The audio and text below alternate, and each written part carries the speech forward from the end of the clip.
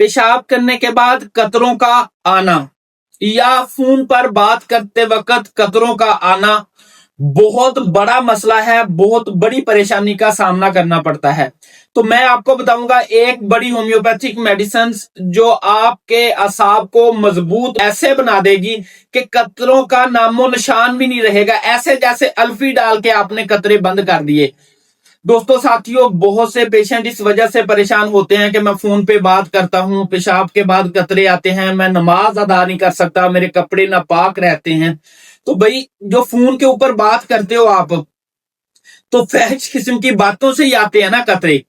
ऐसे समझ लें कि होटल पे जाके खाने का ऑर्डर दिया, 40 मिनट वेट करना पड़ा, तो उधर बैठ के हमारी भूख अगर नहीं भी लगी तो हमें इतनी भूख लग जाती है कि अच्छा भला बंदा खाना खा लेता है। जब आप फोन के ऊपर इस तरह बातें करते हैं, अपने दिमाग को हुक्म भेजते रहते हैं,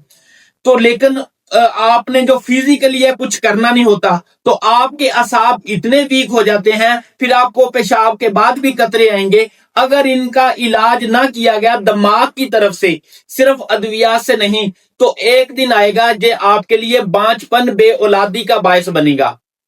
आपके असाब को निकारा करने का बायस बनेगा। लिहाजा आज से अपनी सोच बदलें, अपनी आदत बदलें। उसके बाद अगर होम्योपैथिक मेडिसिन की बात करूं तो बेतहाशा मेडिसिन हैं जो आपकी अलामत के मुताबिक आपको दी जा सकती हैं, लेकिन जो मकाम सेलेनियम मेट होम्योपैथिक मेडिसिन को हासिल है ना, अगर आपकी अलामत है पेशाब के बाद कतरों का आना या ब्लैडर वीकनेस या प्रोस्टेट वीकनेस या असाब वीकनेस, इतनी बड़ी मेडिसिन है ना, ऐसे ही है कि जैसे आपने कोई अल्फी डाल के बंद कर दी है ना सुराख, इस तरह कतराने को बंद कर देती है होम्योपैथिक मेडिसिन सेलेनियम मेट।